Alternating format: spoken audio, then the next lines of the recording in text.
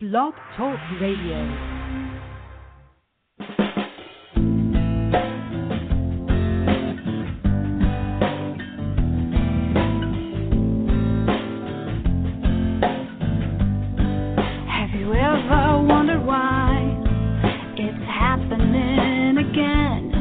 Welcome to MindShifters Radio with your co-host, the Forgiveness Doctor, Dr. Michael Ryce, and his wife, Jeanie. Michael and Jeanie share with you the wisdom of the ancient Aramaic internal process of forgiveness.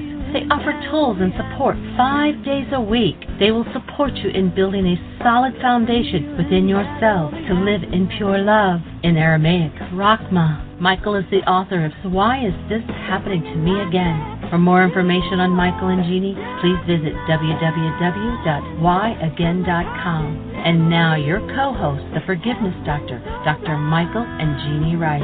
To the brightness within you and the truth that is rooted within me. Hi, and welcome to MindShifters Radio with the Forgiveness Doctor, Dr. Michael Ryce. Today is our Memorial Day celebration, 247. But today is also a very special day. 1 year ago today, we started this radio show, Monday through Friday. So there are, I don't know how many that makes, archived shows out there for people to pick up and listen to. But today is our birthday, I guess. Our call-in number is 646-200-4169. Press 1. That puts you in queue to talk to Michael. And welcome to the show. Hi, Michael. Hey, sweetie. Welcome, everybody, to MindShifters Radio. We are honored and delighted to be on your team to support you in the process of learning forgiveness. And many people would say, well, why do I need to learn forgiveness? They did it. All I do is let them off the hook, and it's done. So what's the big deal? Well, actually, we've been lied to. How rare, how strange.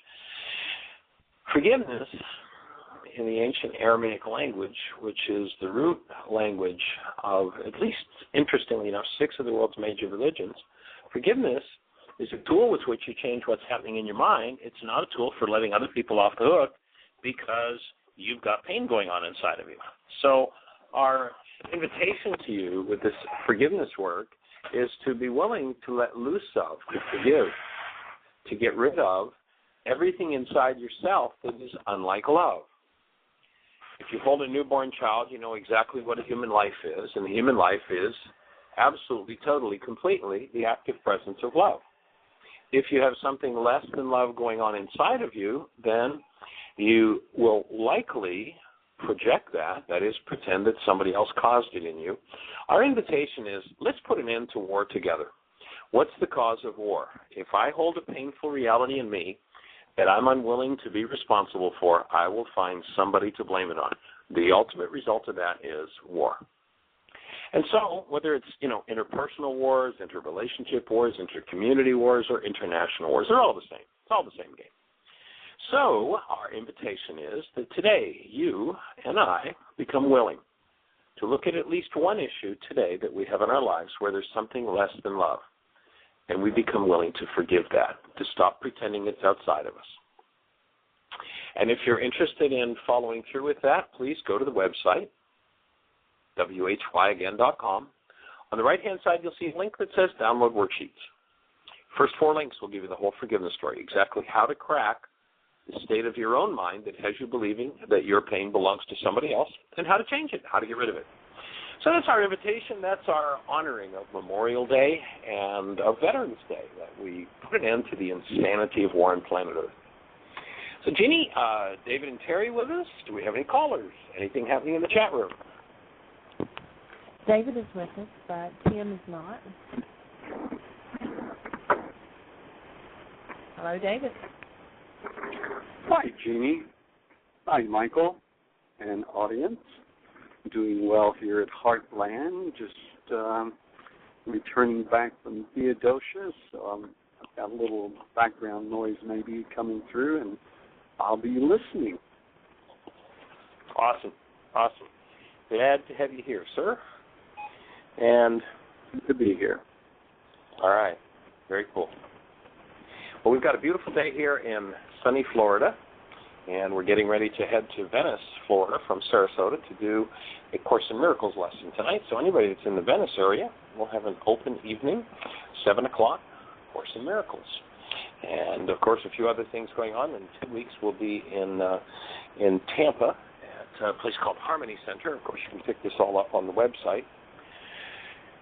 And so we'll be doing a full week of free workshops at Harmony Center in Tampa. Then we'll be in Ocala. We'll be heading over to, we'll be in Melbourne on into April. We'll be in March. We'll be in Boca Raton. We're looking at a couple of other venues. If anyone has a thought in Florida of where we might present while we're here, we'd be delighted to see if our schedules work together to add it in.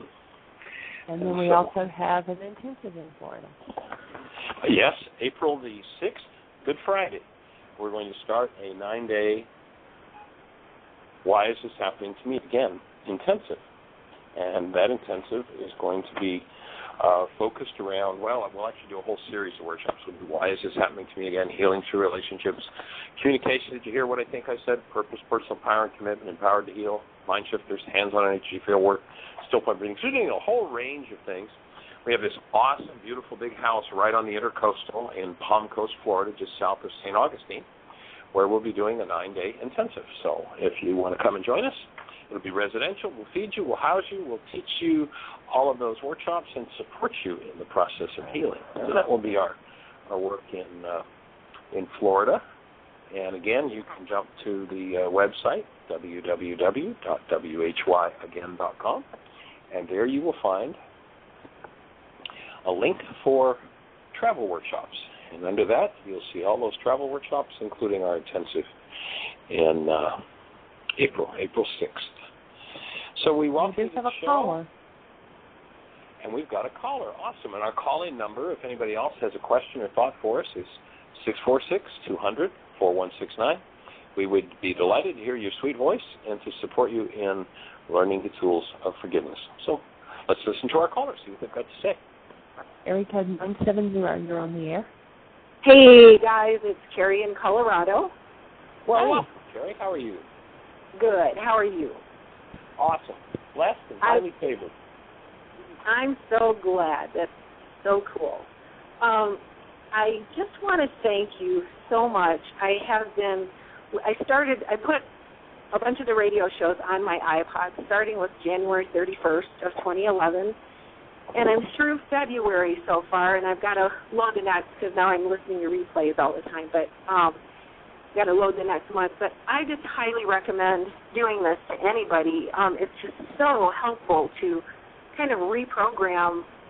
It's just, we're so conditioned for thousands of years in this one way of thinking, and it really is sort of it's a reorientation process to begin thinking in this new way all the time. And I think just listening to those radio shows over and over is it's just really helping me build a foundation. Little lights go on in my brain, every time I'm listening to them. And I'd also like to say it's really fun to hear David and Terry, too. I really enjoyed their parts in the discussion.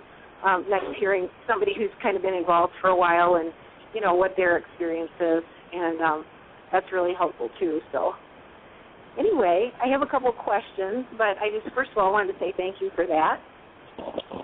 Well, you're most welcome, and thanks for putting that out to people. The amount of material that we're covering, like we've got a full year now of archives, and for anybody who really wants to dig in, in the ancient teachings, the man named Yeshua said, in order to understand his teachings, you have to have the eyes to see and the ears to hear. And I use an example in the workshop, and I'm not sure whether it's been in any of the archives you listen to, but I use an example of I draw a silly little drawing on the board, and it's just a couple of lines, and ask people what it is, and people, it kind of looks like maybe Casper the Friendly Ghost, or it looks like a two-door train tunnel, or it looks like an igloo, a two-door igloo, or people come up with all kinds of ideas for it, and then I point out that the fact is it's just lines on a board, and all of the meanings that they give to those lines on the board come from the content of their own minds. And then I ask the question, well, okay, so let's look at that framework. Is there one person on planet Earth in 1500, if we'd shown them that framework, that would have said two-door train tunnel? Not a person, because there were no brain cells. There was no idea such as that. And then I invite somebody in the audience. Okay, how would you like to be the one who takes the person from the jungles of South America? They're on the equator. They've never seen a temperature less than 80 degrees. And what we want you to do is we want you to explain to them exactly what you and I understand and mean by a two-door igloo. And just puzzle over that for a moment. What's it going to take to build the brain cells in someone who's never experienced a temperature below 80 to understand what a two-door igloo is? First of all, you've got to convince them there's a place on the planet where it goes to 50 below zero for months at a time. You've got to convince them that there's a place when it goes to 50 below zero where that river that he's navigated all his life to trade and play and swim and fish, you've got to convince him that it turns solid as a rock.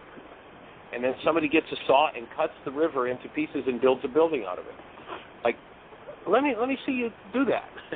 And people are just kind of like, well, geez, boy, yeah, that would be a real challenge. And the same challenge is being faced with the teachings of Yeshua that are based in living as a human being. And our definition of a human being is whole and newborn. And so we're facing the same challenge, and to me that's why the archives become so valuable. And what you're describing is we've been so structured out of hostility or fear for so long that human life is almost void. And explaining living human life and a responsible, creative life is about as difficult to get across to someone who lives in hostility and fear as trying to teach the fellow from the jungles of South America what a two-door igloo is. And that's why it takes the time that it takes. And most people are, kind of like, well, I got $5 in 5 minutes, tell me everything you know. It's like, well, we haven't figured out how to do that yet. Somebody has to take the time to hang around with it and to build those brain cells for a different conversation.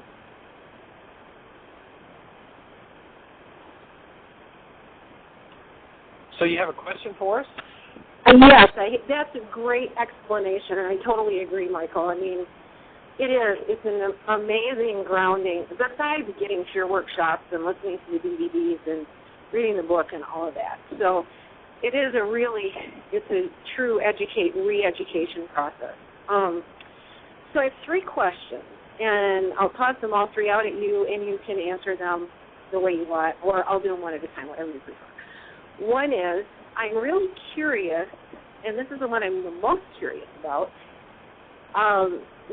what you feel with your work with Aramaic, where did the Aramaic language come from? Because you mentioned that it's really at the root of 6 or so different religions and possibly at the root of Sanskrit, and the Buddha used it. So we're talking about, a language that's got an amazing, incredible amount of wisdom in it. And I don't know, can you share where you feel it originated? Well, interestingly enough, the Aramaic language arrived on the planet in several places simultaneously as a fully formed language. Just out of the blue, it's in several different places at the same time. No developmental phases, no, precursor languages, we've got a Latin root, we've got a German root, we've got none of that. It's just there, bang, fully formed. What does that mean? Well, I'm not sure. One of the meanings that I could certainly extrapolate from that is that it's a direct language, perhaps from the Creator. And maybe we need to start to listen to what that language is saying to us. And, there's an interesting passage that sort of ties into what we said in the beginning of the show with your first comment, and that is Yeshua is talking to people, I think it's actually Old Testament quote, and it says, "With stammering lips and another tongue will I speak to you." I actually, in my new book, The End of Suffering, I have Yeshua having a conversation with his character. And, Yeshua speaks to him about this idea of stammering lips in another tongue. And the character says to Yeshua, well, gee, why would God do that to us? Why would the Creator speak to us in a foreign language, in something we don't understand? And, of course, as usual, we've got this blame game going on, and we as humans always find somebody else to blame. If you go back to the Garden of Eden story, you find, Adam is hiding, and, the Creator's like, well, why are you hiding? Where are you, Adam? What's going on? And he said, well, I was naked. And he said, well, who told you that? Where'd that all come from? And it all comes down to, of course, the serpent story. And, of course, when the Creator asks Adam, why did you do this? Adam's answer is, well, that woman. So, of course, the woman's to blame. And then that you gave me, the Creator's to blame. All their fault. And, of course, the woman says, well, it was the serpent. There's always somebody else to blame. So in that statement about stammering lips in another tongue, Yeshua offers a correction to the character. No, it isn't that the Creator speaks in a foreign language or with stammering lips in another tongue. The Creator has always, 1,000% of the time, spoken out of being, and that is the absolute presence of love. The language has always been that. However, we have gone far, far away. We've strayed away from home. And in straying away from home, it's hard to hear the language of love, about as hard as it would be for the man from the jungles of South America to hear and understand a two-door igloo. There are just no brain cells. And so if one has had the human life pounded out of them by the world, and they've gotten lost in hostility or fear, then the language of love, a direct language from the Creator, would seem like stammering lips in another tongue. It would seem hard to hear and hard to stay in touch with. And as we rebuild ourselves and as we remove the language of hostility and fear that we've been trained in, all of a sudden the Creator's words become so obvious. They become so delicious, because they simply guide us how to live an actual human life. And that's what we're here to support everyone in doing, is living a human life. So that would be my take on where the language comes from. That is a really great explanation. I'm walking outside the Say it again? I have is I'm losing you. I know. It got really quiet. Should I call you back? Sure. Why don't you go ahead and try again? All right. Just going to try again. I don't know what happened. She just kind of all of a sudden faded. So, Jeanie, are there any questions in the chat room while we're waiting for Carrie to call back in again? No, and actually, a few more guests have now popped in, but there for a long time it was just me and Nene in the chat room. And she does have tonight a support group at 7 o'clock in Danyon Beach off in Grace Galleries, 49 North Federal Highway in Danyon Beach. And so she's doing that tonight, and then on Thursday she's doing a relationship one at the same place. So we have several people now that have popped into the chat room. Most of them are guests. So if you can't write in the chat room, you're welcome to email me at Jeanie, that's Jeanie, at whyagain.com, and I'll ask Michael your question. And I believe we have Carrie back. Let's try again. Hi, guys. Just before we start with that, Carrie, let me just, the flyers for Nene's workshops, if you're in Fort Lauderdale, Pompano, Hollywood, Miami, North Miami especially, Danny Beach is where Nene will be doing a support group tonight, Jeanie? Yes, she is doing a support group tonight, and the information is on their website under travel scheduled by others. I didn't have time to get a flyer together to put on there because I just got her information on Sunday before I got on the airplane. So, okay, cool. But so the information is on the site. You can tap in, and Nene's phone number will be there with directions and all of that kind of neat stuff. So, support group on worksheets tonight and Healing Through Relationships workshop happening later in the week. So welcome back, Carrie. Your voice sounded much clearer this time. Oh, good. So I listened to one segment that was on the 5 smooth stones, and that was really good. And I've been I couldn't quite find the section again that had it, and I just wanted to get you to tell me what the 5 smooth stones are again so I can write them down. Reason was one of them, I remember, and intuition. And then the second question, and if Jeanie wants to go ahead. Let's just do one so we can keep on track now. So for those who are new and haven't heard anything about what Carrie's asking, and I don't know the date that radio show was. Do you have it? Do you know what date it was? Or you're saying you don't know it? I don't. That's why I didn't go back and get the what the 5 smooth stones were, because I couldn't figure out what date it was. Okay. I think it's January, though, isn't it? Would it be January? Either January or February, because there's only that one. It's in 2011, January or early February. Maybe it is the January one. Yeah, and so if you wanted to find it, you could probably just go to January, click on it, and then do a search through the titles, and I think it's probably in the top of it. But anyway, the 5 smooth stones is the whole story about David and Goliath, and Goliath is this monster, and of course it's presented as a physical battle, and it's a metaphor for life. And there's this giant, he's 9 feet tall, and he's got swords and shields and spears and so muscle-bound that nobody would even go on the battlefield with him. And this little guy, David, who can't even wear armor, he's a shepherd boy, doesn't know anything about fighting, he's like, I'll go take him down. And he has 5 smooth stones. Now, if I were going to go to battle with someone, I think I'd be choosing the most ragged, jagged, damaging stones I could, not 5 smooth stones. But the reason they are called 5 smooth stones is that they are practiced. They are faculties, they are capacities that have been practiced and therefore belong to David. Goliath is nothing but the 9-foot giant of the non-being mind, the hostility and fear-based mind that takes our lives over again and again and again, and we say, I'm never going to do that again, and we get into the situation where the stress is up and the chips are down, and of course, Goliath raises his big, ugly head, and here I am saying and doing those things I swore I'd never say and do again. That's the whole David and Goliath story, and David, the little guy, is the soul, it's the being, trying to take charge of its own life. And there are 5 spiritual faculties with which we can take charge of our lives, and those 5 faculties are reason, or choice, the ability to select a different vibration in the mind than the one that Goliath holds and this carbon-based memory holds.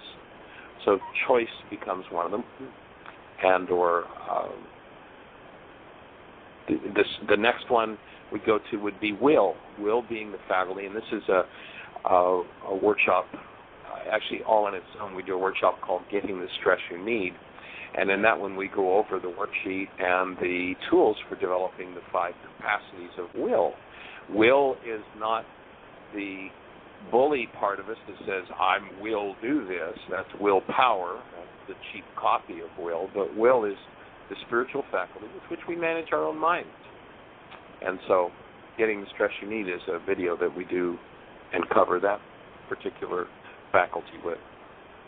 Then the next one is intuition, the ability to go directly to an event without going through our memory bank, without going through the past, to actually directly experience this person standing in front of me, rather than this person standing in front of me happens to have a hairdo like my abuser did, and therefore it resonates my abuser file, and now I see them as a potential abuser. So it's getting to the intuitive faculty where we can directly receive information. And that leads to the next faculty, which is true perception. And true perception is that where we can directly perceive the truth, and it shows up in our minds because it doesn't come from the past. It comes directly through the intuitive faculty into the mind as accurate information about whatever the object of attention is. And then the 5th one, which is one that Einstein spoke about extensively, where he says that his work was 10% intuition, imagination. 10% of his work was intellect. The rest of it had to do with intuition, imagination, the ability to image in, to bring in new information directly from the source rather than through the body's mind. Most educational systems pound us into the body's mind, and if you look at the research, it shows that creativity and intuition just goes down the tubes once somebody gets to the second grade. It's gone because one's been pounded into their minds, forced to listen to what's going on in carbon-based memory as though nothing else exists. The word education comes from the root word educare, which means to draw out. It does not mean to put in. And so that faculty is the ability to image in, to bring in something different. There's an interesting display on the west coast of Florida in the Ford Edison Museum. And Edison, many people don't know this, but he invented so many things. He's known for the big troll in the electric light, but he was the first man to synthesize rubber. He created Portland cement. I mean, on and on go the list of what he did. And when he would run into difficulties in inventing, when he was working on a problem, what he'd do is he had an old wash tub, a metal wash tub, and an iron ball. He'd lay down on a cot, he'd put his arm out, and he'd go to sleep. And in his going to sleep, once his arm relaxed and the iron ball dropped, it would wake him. Bang, he'd be awake. And what he said is he would just reach up into the air and pull that idea out.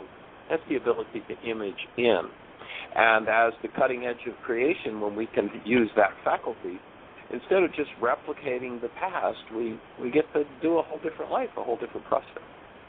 So they're the 5 smooth stones in a brief take on the story of David and Goliath. Those are great. And the last one, imagination, you guys had mentioned the other day when you were talking about, I can't even remember what's the other day now and what is the other, the older archives I'm listening to, but you guys had mentioned in one about true education allowing children to just stare out the window. And I remember when I was in about 5th, or I don't know, maybe 9th grade, I think, my Latin teacher getting me to stand to the class and saying, why are you just staring out the window all the time? And I know I was accessing that level of imagination. I mean, I can look back now and see that. But not always understood by the conventional system. Right. There's some research by a fellow named Joseph Chilton Pierce. He recounts in his book, it's either Magical Child or Magical Child Matures. And Pierce recounts the research that links or shows the common ground with brilliant, happy children. And brilliant, happy children, as children, had plenty of blank staring time, which I would call spontaneous meditation. Spontaneously connecting to the Creator is what makes us brilliant and happy. Nothing else will ever do. I don't care how good an education you get. It's all, as opposed to education, it's all indoctrination, designed to keep us out of our higher faculties and to make sure we never wake up to the truth of who we are. And so our work together is to support people in waking up to the truth of who we are and to functioning out of those higher faculties. Awesome. That is so exciting. I'll ask you one more question, and I don't want to take up too much more time in case there's anybody else waiting, but also in one of those earlier shows, you talked about the Schumann resonance and how they used to be able to measure it, but it seemed that it was fading. And I think what I understood that you said in that show was because humans weren't living in this loving state, that it was really the earth that was losing the vibration we were supposed to be holding and passing into the earth. So I wanted to know if you would talk about that a little bit more and what you think about it at this point in time and how, we can, obviously by shifting to this type of living, we're going to hold a different vibration in this world. We're going to be different sorts of antennas. So I guess I just wanted you to talk about that a little bit. And Jeanie can turn me to mute if she wants, and I'll listen. Okay, cool. Well, the Thanks, human Michael. resonance. Hey, delighted. Glad to have you on the team and glad to be on yours. Thanks. So the Schumann resonance is a name given by physicists to an energy pulse on planet Earth.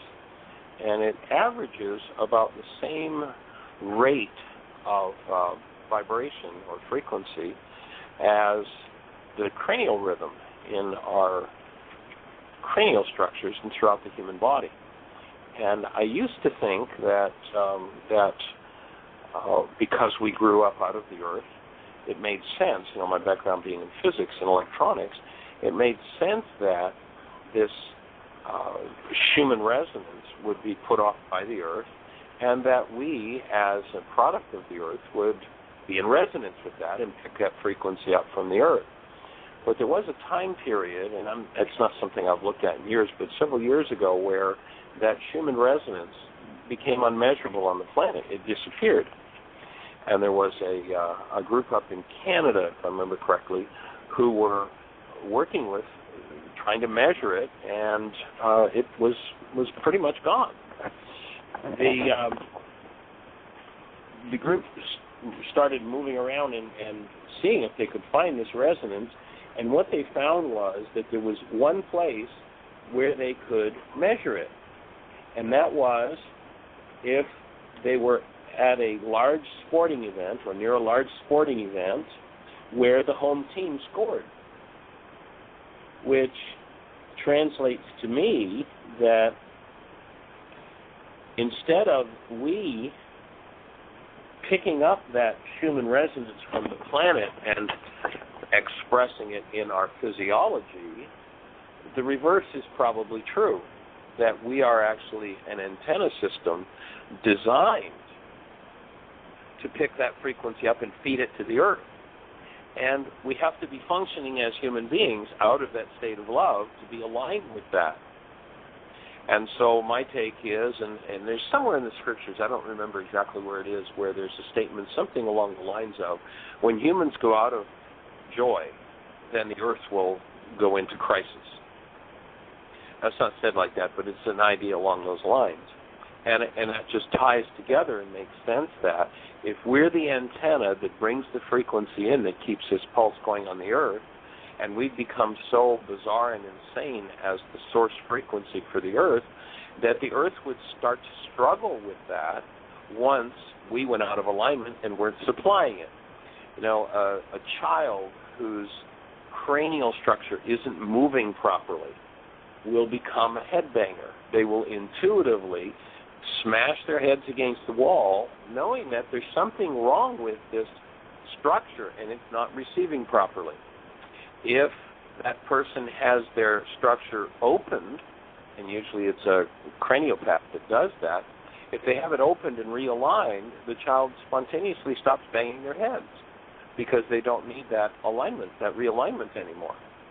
And so I would offer that in exactly the same way, the Earth goes into crisis when it's not being fed the frequencies it needs. That, NASA scientists developed a set of criteria for what determined life, and then they sent spacecraft out and turned their instruments back to the Earth, and the Earth, according to the criteria they had set, is a living being. Is it possible that we, in symbiosis with the Earth, are the antenna that brings the highest level of frequency in, and when we go out of alignment with who we are, that we stop bringing that in, and the Earth is in trouble? That's exactly what I think is happening there. So that's the whole idea. And the idea of coming back into alignment with our true being means that our physiology has to realign, and that intensive we'll be doing. And when we do the Wise is Happening to Me Again intensive, we teach hands-on energy field work, which is a way of aligning the antenna. The whole structure, the bony structure, the head, the spine, the pelvis, the legs, the arms, are all part of an antenna system for the human. Like all antenna, if it's properly aligned, it brings in the frequencies that are needed. If it goes out of alignment, the frequencies are missing. The frequencies that are missing leave people in disease states. So one of the things we teach in our intensives is that hands-on energy field work that brings people back into alignment. And so that's part of the intensive process, which we'll do in April, starting April 6th here in Florida and Palm Harbor. We'll be doing a 9-day residential intensive where we'll serve you the most awesome gourmet vegetarian food, and there'll be accommodations. We have this beautiful big house right on the Intercoastal Waterway, just south of St. Augustine. August should be absolutely fabulous weather there. So if anybody's ready for a preview of the summer to come and you're living in the Northlands, you might want to come to that intensive. We'll also, of course, be doing the Why Is This Happening to Me Again intensive. And let's see, I'm looking at the schedule here. We'll be doing the Why intensive at Heartland from July 23rd to July 31st. And so that will be another opportunity for that hands-on energy field work. So, Jeanie, any questions in the chat room? Our call-in number, by the way, is 646-200-4169. If you have a question or a thought for us, we'd be delighted to hear your sweet voice, and we would love to support you in this process of learning forgiveness. So, questions, Jeanie? Any comments in the chat room? Anything to be aware of? No, we don't. Today's very light on their attendance, so I don't know if people need to hit refresh. If you can hear us and you can't get in the chat room, please hit refresh. That'll put you in there. We have guests that are not able to type into the chat room, so again, my email address is Jeanie@whyagain.com, and you can email me a question there, and I'll read it out to Michael. And we've got just a few people on the switchboard, but nobody has their hand up. Okay, cool. Oh, well, we just had one pop up. Awesome. Let's talk. Okay, area code 517, you're on the air. Hi, Michael and Jeanie and everyone. Hey. It's Rex. Hey, Rex, welcome. How's everybody doing? I'm down in Texas, sitting outside, and I would like to say that it's been this gorgeous, beautiful, sunny weather, and I'm going to tell you it's rained almost every day, so just surrendering to what nature needs to do and allowing it to happen in the way that it wants to and the way it does. And so I'm just sitting outside in a very cloudy day, but it's warm. That's nice. So I kind of tweaked that a little bit when you said, well, we're sitting here in sunny Florida. Well, we're a fair amount. Rain, is it? Yeah, we're actually down by Mexico, right down by the border. So you'd think that it would be, different, but it's perfect. Michael, I just wanted to acknowledge the resource and the source of information that, with all your studies and what you've shared. Just today alone, I listen to the program every day if I can, if I'm not working with clients or busy with something else, but I've made that a commitment, and I garnish so much value from all the things that you share. And much of it I've heard, but it's about repetition for me. The more I hear it, the more I seem to understand what it is that I'm hearing. So I wanted to acknowledge that and thank you for that as well. And I had a practical question for you, Jeanie, possibly. I want to connect my mother to your program so she can listen every day. And I'm here in Texas with her. She's not here right now. She's doing a show. But I wondered how you did that. I haven't done it on the Internet. Is there a specific method by which I need to do that? The easiest thing is to go to our website at whyagain.com, and there is a link right at the top that says MindShifter Radio. And it will take you to a page that has the instructions of, how to log in and how to set up an account and the whole thing. So just click on MindShifter Radio, and it will take you to a page that gives all that information. Perfect. Well, thank you, Jeanie. I'll do that. And I thought you'd have an easy explanation or easy guide for me to be able to do that. And the other thing I wanted to mention is that this Sunday, Super Bowl Sunday at 11:45 registration will be, and we will be doing a Y workshop at the Full Spectrum Family Medical Center. So I just wanted to mention that so everybody has, anybody living in the Lansing surrounding area, love to have you join us. It's a free workshop. We're excited about, bringing the forth of the work and the understanding. So I just wanted to share that. And just, again, thank you. Love all of you. You're welcome. And Rex? Are you still there, yes. Rex? I still am. How's Mama doing? Well, I'm glad you asked. It's been pretty I will say intense. My mom's 83. She just had her 83rd birthday. Her husband of 23 years, which is my stepfather, is 85, I believe. And they're both going pretty strong, but my observation and being here this time and feeling more aware and more perceptive and less issued personally, I'm able to be available for what might be going on for them, and I've seen a lot of patterns, and it appears that, and I would enjoy you speaking on this too, Michael, but the part about as a person starts getting up in years, the observation I've made with people quite often is they start reverting back to some of their very deep-seated childhood behaviors. And I would love to hear you comment on that. But that's what I'm noticing. So yesterday I spent a couple hours with just Mom alone because she's more open to it, and she's done a lot of your work and forgiveness work and the sheets and breathing and so forth. And I just took her through, and I was lovingly confrontive and really helping her see that, Mom, you just need to take action. You have the tools. You've got to use the tools. If you don't use the tools, you won't move through this because you've got so much coming up. Or I didn't say won't. I said it'll be more difficult. And it'll just be a lot easier for you. And you try to make it, Bob or the guest in the park or whomever it is, and you can't change it. As long as you're making it external and it's an event that's happening outside of you that you can't, then you become the victim and you can't change it. So first of all, you just got to step back and realize that this is about you and your feelings and your thoughts. And, of course, you can address it externally once you do the inner work.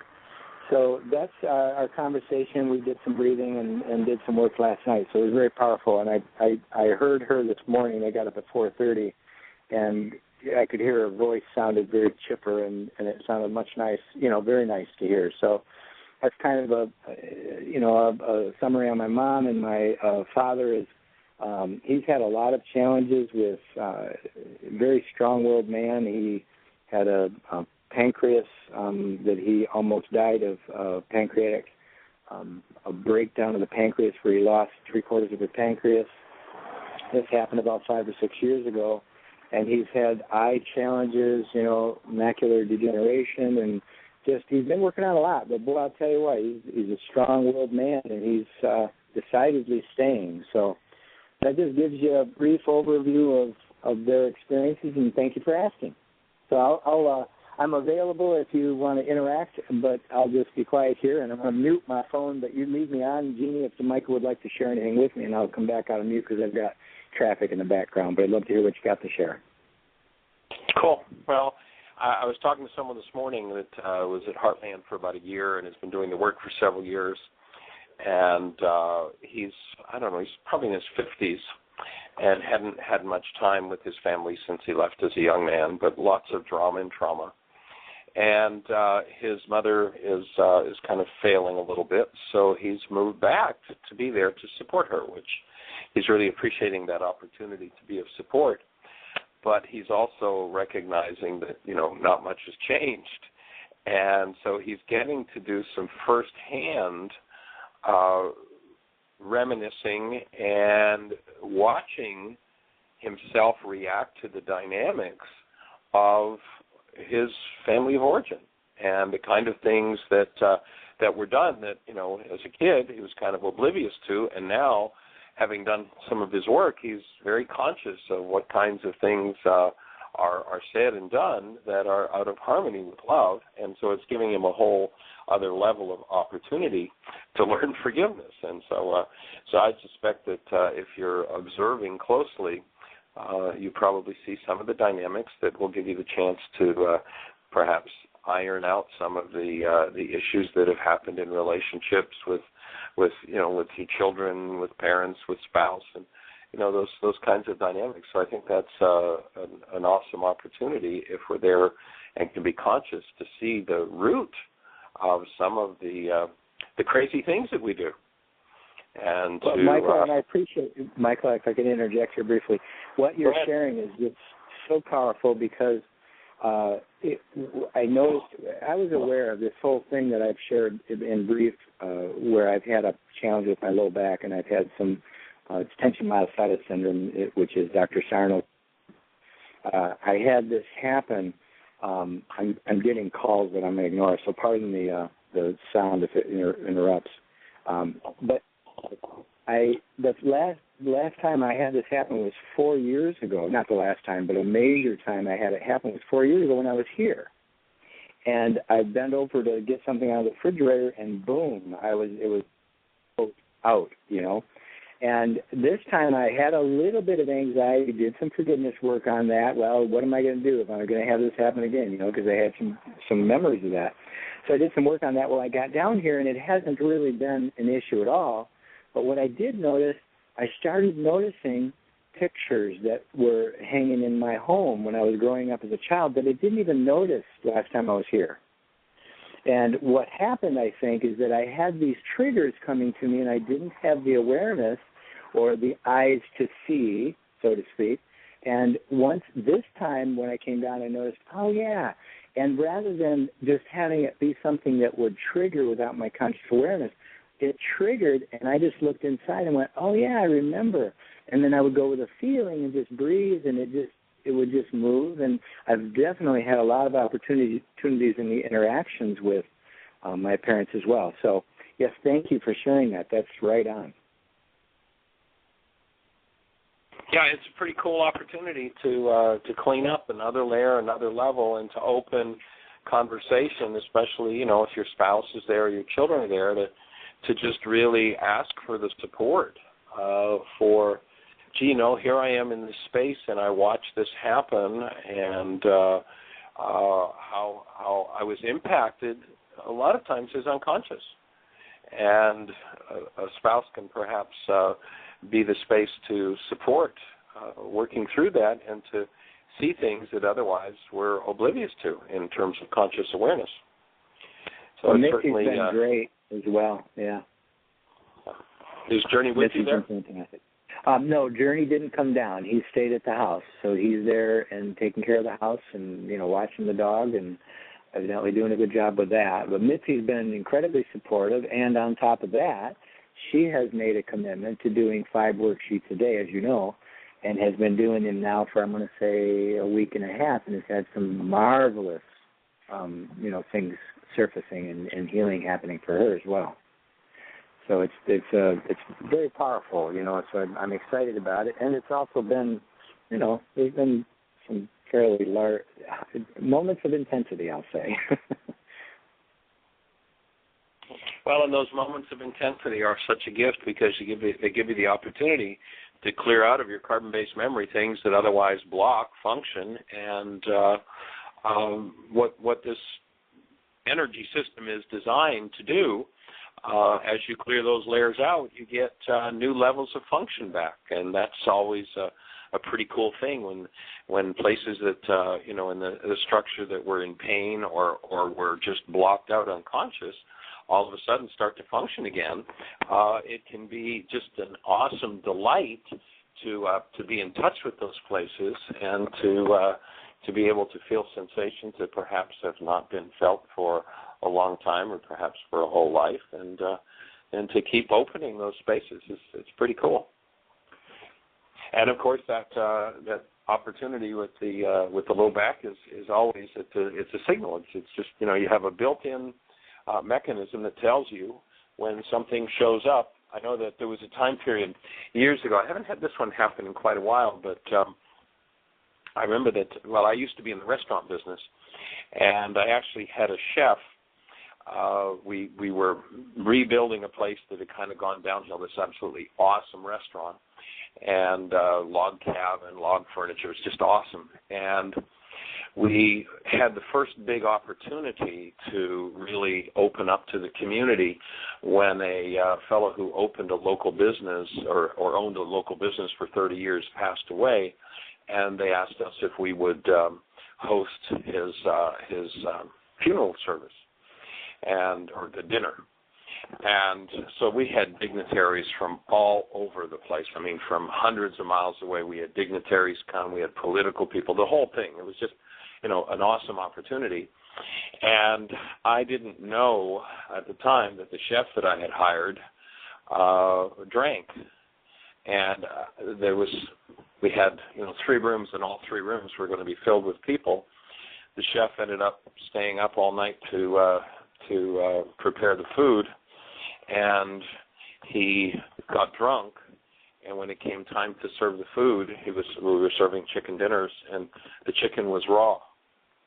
And it really blew about a year's work. It was just, And so, of course, I let him go, but not realizing it. It was about 3 years later, I was actually in Atlanta, and there were some people who had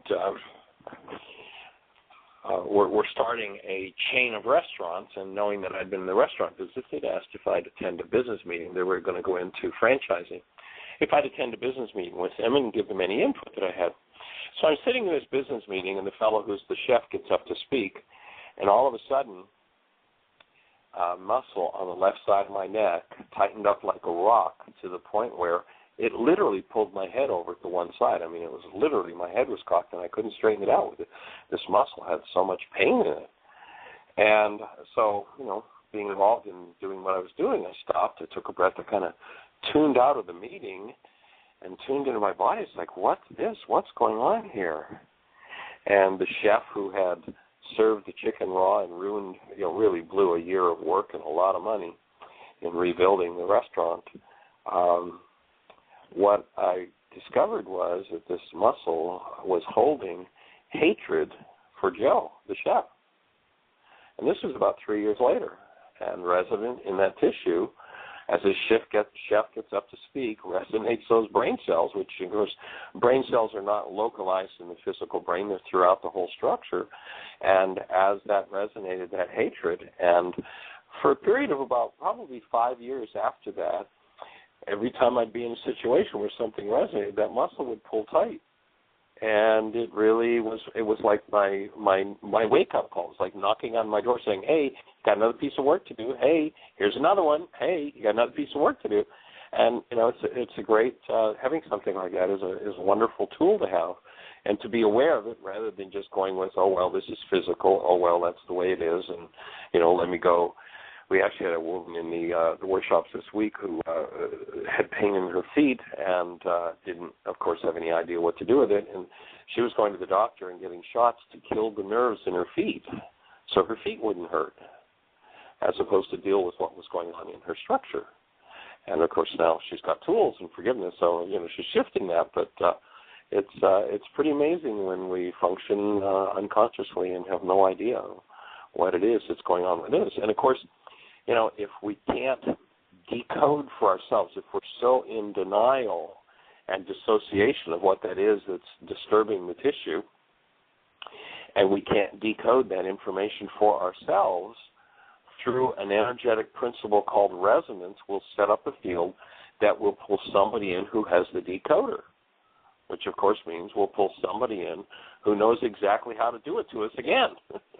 And they'll do it, and once more, up will come whatever's within us because of that law of resonance, and we'll either deny and stay dissociated from it and, puke on them or whatever we do with them, kick them out of our lives or become abusive or angry or nasty or whatever, or we'll stop and we'll breathe and we'll go, this is bringing something up in me.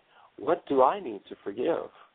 And treat it as another opportunity to learn forgiveness. And so I join you in making the highest and best use of the healing opportunities that will present themselves being in that family home and with mom and stepdad and letting, just asking Rook and asking that those dynamics come up and the healing. And, of course, it sounds like mom has got some willingness to do her healing work, too, and that's pretty awesome at that age to be willing to embark on it. That's pretty cool. Absolutely, and wonderful sharing, Michael, about that process of how we store, memories and experiences in our tissues, and that's a perfect example of what I am becoming more and more aware of, and I do that in my work as well. And it's amazing if we just pause take a breath like you did, pause. You closed your eyes and paused, and you realized right then you started seeing the material that was there. And what happens quite often is what you described with this lady before she got the tools, that quite often when that happens, we immediately think, oh, no, something's wrong. Well, yeah, something's wrong. You're holding energy in the tissue that's not designed to be there. And, that's the only thing that's wrong. And if you breathe and you ask, well, what is this? And just where are you taking me? What am I working with here? Any of those questions, just to pause and ask. Quite often it'll just surface right there, and we can just breathe and do some forgiveness work in it and move through it. And of course, beautiful. Yeah, one of the dynamics of asking is then to be willing to receive it, to be shown. Yeah. Because what a lot of people do is they'll ask, but they've already made up their minds. And they're not interested in anything that conflicts with what they've already made up their minds to. And so they'll shove that down and block it. But their willingness to receive what's there is literally developing a set of skills to decode what perhaps has been hidden in our bloodline for generations. I know we did a MindShifters and Still Point Breathing workshop on Saturday here in Sarasota, and we'd done Sunday afternoon, Tuesday night, Wednesday night, Thursday night, Friday night, and all day Saturday. And we had this little lady that was there, was 86 years of age. She was there every night and was one of the last ones to leave every night. She and her son were there. And, she was just with every workshop, every night, and then came and did the breathing. And she had been married for 65 years, and 5 years ago, her husband passed away. And she was working with, not being able to let loose of that. And when she did her still point session, it was so awesome to watch her come out of it with this glow on her face and this light. And she shared with the group that she just had this infilling of love like she had never had in her whole life. And so people will often say, well, they're too old to change. Oh, no, not true. We're eternal beings, and I don't care whether they're 26 or 86. There's the space for that to happen. And to just watch this lady who was just in such a glow, and it's like, this is just such a new experience for me. I have this infilling of love. It's so powerful at 86 to get that and to displace the energy of loss from having lost her husband of 65 years. It's just so cool to be a facilitator for that, to be part of supporting people in that process and the relief of the trauma, not only from the individual, but, Yeshua talks about a little leavening leavens the whole loaf. To be, and I appreciate you, Rex, for the facilitating that you're doing with people, to be a facilitator for people to let loose of that energy from the planet and to step back into alignment with our true being so that we bring in that energy pattern of love that we're designed to bring in is what's going to change the whole dynamic of planet Earth. And by the way, the Pope just recently released one of the pieces of prophecy from Lourdes. And Bernadette, who was one of the 3 girls at Lourdes that was visited by Mary, was told by Mary, and this goes, back to the 50s? It was sealed by the church. I have no idea why. But the piece that the Pope just released was that Bernadette was told by Mary that this would be the year, 2012 would be the year that men would lay down their weapons. Wow. We're getting right on the edge of critical mass. And I'll go back and listen to what the Mayans said. And the Mayans said 2012 is not the end of the world, but the end of the reign of power and control and moving into integrity and ethics. That's the shift that's taking place. There's so much happening with it. There was a fellow, and we just got a few seconds left, I was speaking to last week, and he was telling me with no knowledge of some of my past, one of my early mentors used to say all it would take would be 8 people to be the critical mass to shift the planet. And he was saying that he was in communication, with Mary, and that the input was, and he had no knowledge that this person had said there would take 8, that her communication was there were 7 people who were through the gate. So maybe you'll be number 8. We're delighted you're all with us. Have the best year yet of your eternal life. Bring a stranger with you to the show tomorrow. Thank you. Blessings. Bye-bye. Thank you for listening to MindShifters Radio with the Forgiveness Doctor, Dr. Michael Ryce, and his wife, Jeanie, who present the internal Aramaic process of forgiveness. Michael and Jeanie are here every Monday through Friday on Earth Angels Radio. For more on Michael and Jeanie, please visit www.whyagain.com. That's www.whyagain.com.